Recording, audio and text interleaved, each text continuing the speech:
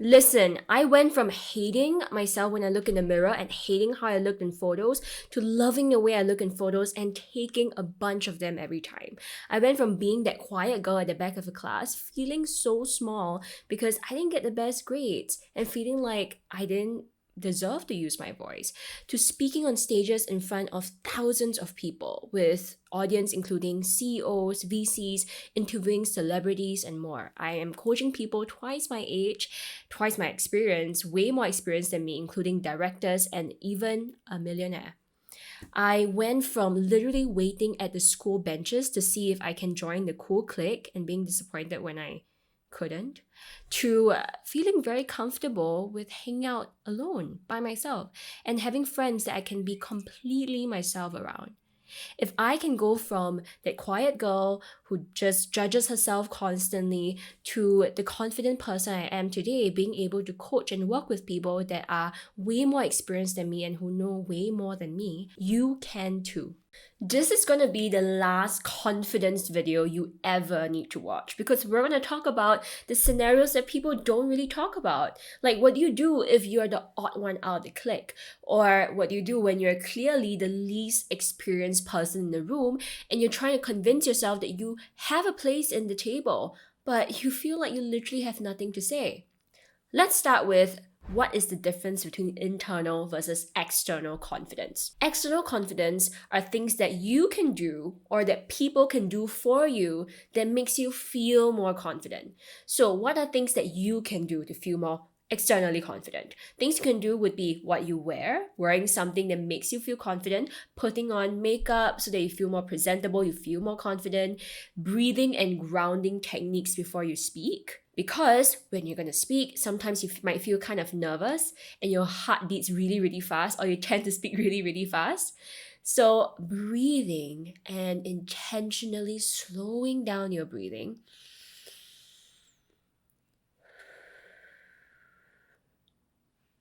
will actually slow down your heart rate and it will bring down the nerves.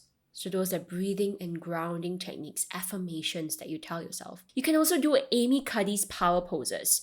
Back straight, chest up, and standing like like a superwoman like that, or like Wonder Woman. Okay, so this is actually what is called a power pose. And research shows that assuming high power poses, or what people call the superhero stance, it can raise an individual's I can't pronounce this, testosterone levels, and high power poses report feeling more powerful than low power poses. People who have low power poses a lot, this is slouching, crouching down, sometimes it's unintentional and subconscious, but when you consciously use high power poses and put your back straight just like that, you actually feel more confident. Smiling makes you feel more confident. Eye contact makes you feel more confident because you are intentionally reminding yourself that the person is in front of you. You're not shifting your eyes around. You're priming yourself to feel comfortable with the person's eyes and the audience's eyes. That will also make you feel more confident. So what are things that people can do for you to make you feel more confident? They can praise you, validate you for your hard work. They can affirm you for your choices and your decisions. But here's the thing, if you only depend on external confidence, your confidence is highly dependent on the things that you do or the things that people do for you, and these things can change, right? You can do for yourself like the makeup, and all that, but when you go back home and you're in your pajamas, then doesn't mean that immediately you feel no more confidence. So if you only depend on external confidence, your confidence is highly dependent on something that can change. And that is why it's so important to build your internal confidence. Internal confidence is a deep knowing of who you are and having radical self-trust in your voice. It is the confidence you have even if you're in your PJs with no makeup on and your hair is a mess, because you know that you're the same person inside. You know your worth deeply.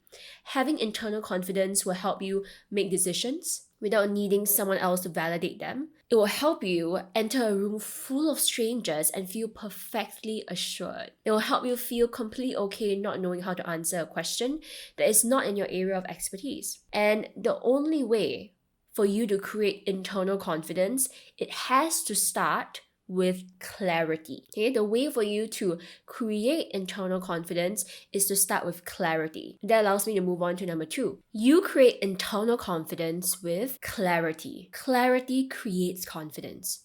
If you think that more experience, more money, more friends will give you confidence, and then you won't have to doubt yourself anymore, you're wrong. Guess what? I did get older. I am more successful than I was years ago, but that didn't change anything. At every level, there will always be someone else to compare with. Even Michelle Obama shared that she too experienced imposter syndrome before. Because every single time you rise up the ranks, there will be other people around you that are available for comparison. There will always be someone that is better if we measure ourselves against society's metric of success. The only way to stop comparing is when we define our own metric of success and we allow it to guide the actions that we take. When we know what we want and who we are, and when we decide our goal is to become the best version of ourselves, confidence comes naturally. So I want you to do this, okay? And you can take a piece of paper right now because this is your exercise for the day. Get clear. Number 1, what do you want in life? In all areas of life, define your own success. What is the career that you want? What is the business that you want? How does your lifestyle look like? The clearer you are, the easier it is for you to create the metrics and also the action steps to get there. The clearer you are of the life that you want, the less you compare your life with someone else's life. Because there's a high chance that what the other person is having and the life that the other person is living may not actually be what you want. You might just be wanting that because you want the validation, you want to feel successful, but the reality is you might not know what success is for yourself. So it's so important to know what you want in life. Number 2 is to ask yourself, who do I want to be? How does confidence look to you? What skill sets do you want to grow in order to strengthen your confidence? It's important to know how confidence looks like to you, otherwise you copy how other people portray confidence. I remember there was one point in time I wanted to be so confident, but I know I wasn't. So I constantly tried to copy this girl that I admired, and I bought branded bags. I bought like pastel suits. And after I bought all those stuff, I didn't feel confident because I didn't define for myself how confidence looked like to me. So it's so important to ask yourself, who do I want to be? How does confidence look like to me? What skill sets do I want to grow in order to strengthen my confidence? And the beauty of this is that you can decide. If you tend to get anxious and jittery when you speak on stage, you can decide either A, I'm not a public speaking person and it's not a skill that I need to have as part of my confident self, or B, you can decide I am going to take steps to improve my public speaking. I am going to take steps to build that over time so that I can be confident. When you get clear on who you want to be, it becomes so much easier because you don't need to lose confidence when you're surrounded by people that have skills that you actually don't want to learn. For example, when I walk into a tech conference and I speak to people who are brilliant crypto investors, I don't feel less confident because I know that it's not a skill that I need to have as part of my confident self. I don't define myself as a crypto investor. In fact, know this, you will be lonely if you're in a community where they don't share similar values as you. So don't feel lesser than. If you feel left out in a community, simply observe why and realize that maybe it's just that this community isn't the right fit for you. Remember, clarity creates confidence. Instead of letting others tell you how you should live your life and who you should be, simply decide for yourself and let your actions create the outcome you want. And remind yourself, every morning and every night and every time you need it, create your own set of affirmations and reminders of who you are and who you want to be in the life you want to live.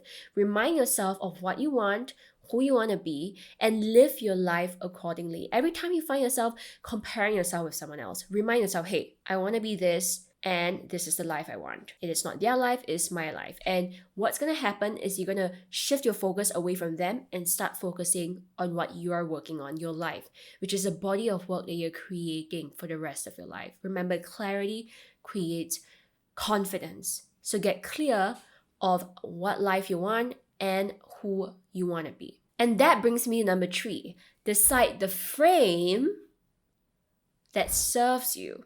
I started my business straight out of university, and I started emceeing events at 15. The audience usually consisted of people who were twice my age and experience, right? They were CEOs, VC investors, people that were older than me and more experienced than me. In my coaching and training as well, I have went into MNCs to train. I've coached professionals twice my age. And one of the most common questions I'm asked is, have you ever been told or have you ever been, commented that you're too young? No, that has never been said to me before. Because instead of seeing my youth as a disadvantage, I choose to frame it as an advantage, both in my eyes and in the eyes of others. I needed to first see that my youth is truly an advantage in my eyes, and I do, before other people could see that. So look, your youth makes you more energetic. It makes you more social media savvy. It makes you have a fresh perspective that the next generation doesn't have. And of course, if you're in your 40s, also frame it as an advantage. You are wiser, you're more experienced, you have observed trends over time, you have lived through different generations of technology, and that gives you the perspective that a younger person doesn't have. So you realize that it's not the fact itself, it's not the age, the lack of credential or the credential, it's not whether you went to university or you did not go to university, it's not the fact in itself or the challenge in itself or the situation itself that determines the confidence. It is the frame that you choose to place around it that determines your confidence. This is the same for your socially awkward situations. It is only socially awkward when you choose to feel socially awkward. Awkwardness is a choice. Let's say you attend a wedding and you're seated at a table full of old friends from school. And it so happens that everybody in the table, they are in a same clique. And as much as they try to include you, you can't catch on to their inside jokes. And, you're just not part of them. You're not truly part of the clique. Whether you feel awkward and sad depends on the frame that you place around that situation. You can tell yourself, oh, I have no friends and I feel so awkward and it's no fun. Versus, I am the only one not in this clique, so it makes complete sense for me to not vibe with the conversation, and that's okay. I'll still be open to speak and open to listen more, but I can just be alone if I want. I can mind my own business, and that's okay. Being alone is fine. Awkwardness is a choice. Awkwardness is a choice. You will only feel awkward and embarrassed if you decide that the situation means something about you. You make it mean something about you. People not talking to you is a neutral circumstance. It's only you that decide if that means that you're not a good person or just not charismatic, or if it means maybe you just don't vibe with them, or hey, maybe there's something I can learn about navigating social situations like this. Ultimately, remember that the situation in itself doesn't mean anything. It is the frame you put around it that means something. So it's so important to choose the frame that serves you. Recently I was speaking at an event with an audience of close to 100 people. And as I was trying to sit on the high chair, okay, I don't know if you guys can see this, but I'm actually quite short. So I'm like, I'm not even like 5 foot. I'm a little bit below 5 foot. It's 1.52 meters. Okay, so I'm that tall. So I was speaking at the event with an audience of close to like 100 people, and I was trying to sit on the high chair, and I missed, and I almost fell ass first to the ground. So I just laughed. I mean, everybody was like, oh, I laughed, and I said, I hope nobody saw that. And everybody laughed, not in a malicious way, in a like genuinely lighthearted way. So as you can see, embarrassment is a choice. I chose to laugh about it. I chose to like brush it away because it doesn't mean anything. Instead of letting a situation take away your confidence, ask yourself, what is the frame that I choose that serves me best? So the 3 things, remember, this is the last confidence video you'll ever need. Okay, the 3 things that will ensure you have rock solid confidence. Number 1, knowing a difference between internal and external confidence. Both are important, but don't be fooled that external confidence is all you need.